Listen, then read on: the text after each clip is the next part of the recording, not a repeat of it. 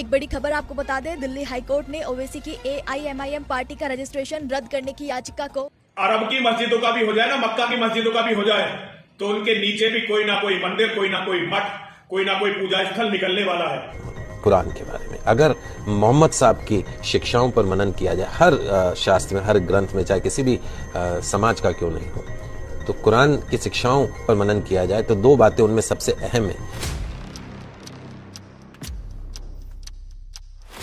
नमस्कार साथियों, all India मजलिस इत्तेहादुल मुस्लिमीन की दिल्ली के हाई कोर्ट में एक बड़ी जीत हुई है। क्या अपडेट्स आ रही है वो हम आपको इस वीडियो में बताएंगे। साथ ही साथ बताएंगे ढोंगी और पाखंडी यति नरसिंहानंद ने एक बार फिर से विवादित बयान दिया है इस्लाम को लेकर के, और उसने दावा किया है कि अगर आप अरब की मस्जिदों को जाकर के कोड़ेंगे तो वहां पर से आपको मंदिर के अवशेष मिलेंगे, मूर्तियां निकलेंगी। क्या खबरें आ रही हैं वो हम आपको इस वीडियो में बताएंगे। साथ ही साथ हम आपको बताएंगे कि एक झूठ फैलाया गया है जिस दिन महाराष्ट्र और झारखंड में चुनाव हो रहा था, और ये झूठ फैलाया गया है कि मुसलमानों की वक्फ बोर्ड ने महाराष्ट्र की मशहूर मंदिर सिद्धि विनायक पर अपना दावा ठोक दिया है। क्या है इसकी सच्चाई, क्या सच में मुसलमानों ने दावा ठोका है, वो हम आपको इस वीडियो में बताएंगे। इसके अलावा कुछ और छोटी बड़ी खबरें आ रही है, उन तमाम मुद्दों पर हम अपने इस वीडियो में चर्चा करेंगे। तो आपसे गुजारिश है कि आप इस वीडियो को आखिर तक जरूर देखिएगा।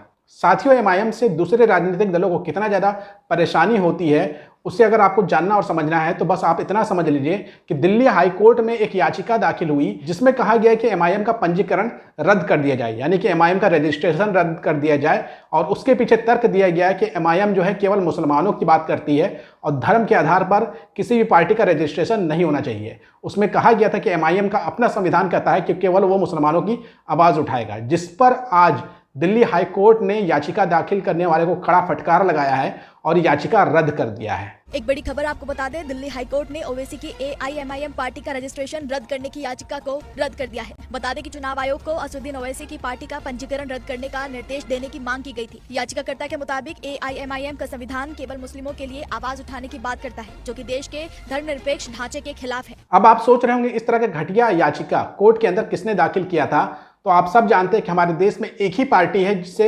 मुसलमानों के अधिकार से परेशानी है, और कोई मुस्लिम पार्टी अगर संवैधानिक तरीके से चुन करके आए तो उससे परेशानी है। उस पार्टी का नाम है भारतीय जनता पार्टी, और जिस संघी ने ये याचिका दाखिल की है उसका नाम है तिरुपति नरसिम्हा मुरारी। ये शख्स पहले शिवसेना में हुआ करता था 2018 से पहले।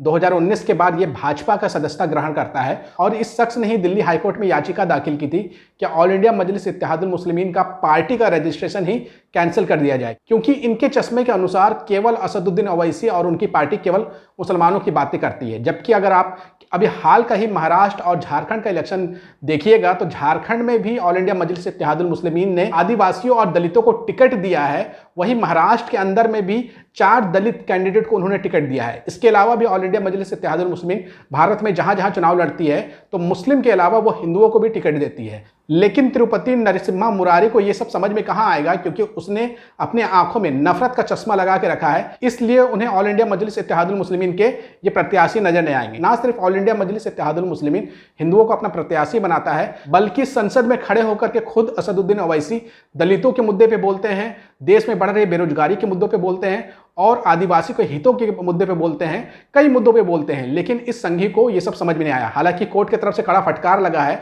और कोर्ट ने कहा है कि इस तरह की याचिका दाखिल नहीं की जाए, क्योंकि ये ऑल इंडिया मजलिस इत्तेहादुल मुस्लिमीन के मौलिक अधिकारों का उल्लंघन होगा। और उन्होंने इस याचिका को रद्द करते हुए कोर्ट का समय बर्बाद ना करने की नसीहत भी दे दी है। वहीं दूसरी तरफ खबर आ रही है कि यति नरसिंहानंद, जो इतने दिनों से गायब था, वो अचानक से फिर प्रकट हुआ है, और प्रकट होने के बाद फिर से अपने मुंह से जहर उगला है। यति नरसिंहानंद ने अपने विवादित बयान वाली वीडियो में कहा है कि अगर आप अरब में जो मस्जिदें मौजूद हैं, अगर उसके नीचे कोड़ करके आप देखते हैं, जमीन को कोड़ करके देखते हैं, तो वहां भी कोई ना कोई मंदिर निकल जाएगा, कोई ना कोई मूर्ति निकल जाएगी। यति नरसिंहानंद ने इस्लाम के बारे में आपत्तिजनक टिप्पणी की है, और उसके बाद फिर से लोग कार्रवाई की मांग करना शुरू कर दिए। हालांकि जो लोग कार्रवाई की मांग करते हैं वो भी जानते हैं कि यति नरसिंहानंद के ऊपर कोई कार्रवाई नहीं होगी, क्योंकि इनको सत्ता का संरक्षण प्राप्त है। यति नरसिंहानंद ने क्या बकवास और घटिया बातें कही है, आप खुद सुन लीजिए। मौलाना, इतिहास के गड़े मुर्दे उखाड़ने से सच्चाई का पता चलेगा। तुमने, तुम्हारे बाप दादों ने, अरब के आए हुए लुटेरों ने इस देश के साथ, इस संस्कृति के साथ, संपूर्ण मानवता के साथ क्या किया है, ये दुनिया को पता चलेगा। अरे सच्चाई के सामने आने पे तुम्हें कैसा डर है? दुनिया की केवल एकमात्र तुम कौम हो जो सच्चाई को सामने आने से डरते हो।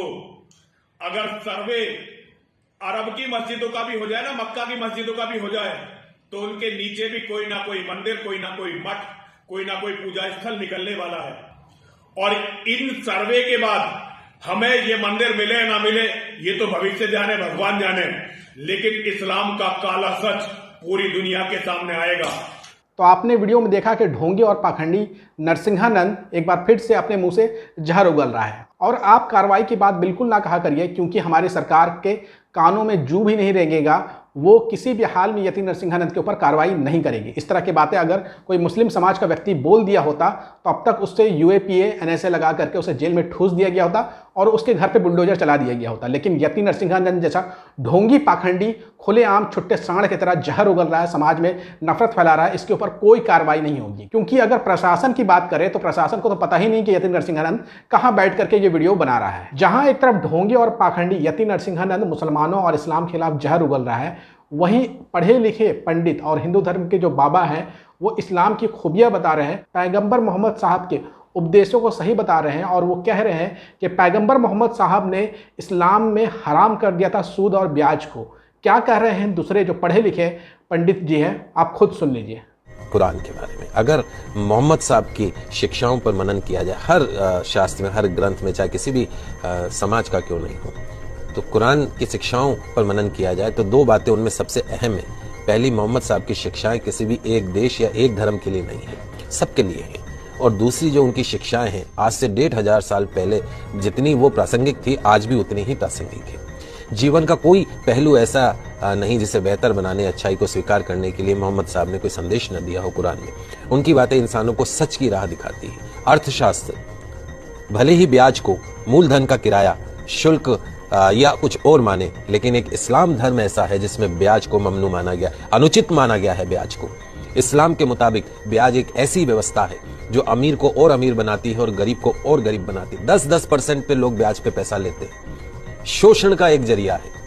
पवित्र कुरान में स्पष्ट रूप से ब्याज को वर्जित माना गया है। इंसानों के लिए कहा गया है कि ईमान वालों, 2 गुना और 4 गुना करके ब्याज मत खाया करो, मालिक से डरो, ब्याज खाने से बरकत खत्म हो जाए। आपने 2 वीडियो देखा, जहां एक तरफ पाखंडी जहर उगल रहा है, दूसरी तरफ जो पढ़े लिखे पंडित हैं वो इस्लाम की सच्चाइयां बता रहे हैं। यही असली सच है जो छुपाया जाता है मीडिया की तरफ से, और मीडिया प्रोपेगेंडा में जुट जाती है और यति नरसिंहानंद जैसे ढोंगी, पाखंडी और हैवान की बातों को ज़्यादा बढ़ा चढ़ा करके दिखाती है। दूसरी तरफ जिस दिन महाराष्ट्र और झारखंड में चुनाव हो रहे थे, उसी दिन सवेरे से सोशल मीडिया पर एक पोस्ट वायरल होने लगा, और सबसे पहले ये पोस्ट फैलाया था बीजेपी के नेता नीतीश राणे ने। उसके बाद कई सारे हैंडल्स ने इस पोस्ट को फैलाना शुरू किया और इसमें दावा किया जाने लगा कि मुसलमानों के वक्फ बोर्ड ने अपना दावा ठोक दिया है मुंबई के सिद्धि विनायक मंदिर के ऊपर, और लगातार कई सारे हैंडल से ये बात कही जाने लगी। हालांकि नीतीश राणे ने अपना ट्वीट डिलीट कर दिया है, लेकिन उसके अलावा भी कई सारे हैंडल ने ये झूठ फैलाना शुरू किया था। आप कुछ स्क्रीनशॉट अपने स्क्रीन पे देखिए। आप अपने स्क्रीन पे एक पोस्ट देख पा रहे होंगे जिसमें एक सनातनी रिंकी नाम की एक यूज़र है, और इसने लिखा है कि वक्फ बोर्ड ने दावा किया है सिद्धि विनायक मंदिर पर, और इन्होंने 2 तस्वीरें शेयर की है। एक तरफ भगवान गणेश की मूर्ति नजर आ रही है, दूसरी तरफ सिद्धि विनायक का मंदिर नजर आ रहा है, और उस पर लोगो लगा हुआ है सकाल मीडिया का, इसलिए लोग इसे सच भी मानने लगे। और पूरा दिन भर, जिस दिन चुनाव हो रहा था महाराष्ट्र और झारखंड के इलेक्शन का, उस दिन पूरे सोशल मीडिया पर यही चलता रहा। इसके अलावा एक राइट विंगर केटली नाम का एक हैंडल चलाता है एक्स पे, उसने भी यही दावा किया कि वक्फ बोर्ड ने दावा किया है सिद्धि विनायक के मंदिर के ऊपर मुंबई में। इसके अलावा तो अंधभक्तों ने हद कर दी। एक और पोस्ट वायरल किया गया उसी दिन, जिसमें असदुद्दीन ओवैसी की तस्वीर लगा दी गई इसी दावे के साथ, और हाथ में उनके गणेश भगवान दे दिया गया, और इसमें भी यही दावा किया गया कि मुसलमानों के वक्फ बोर्ड की तरफ से दावा किया गया है सिद्धि विनायक मंदिर पर।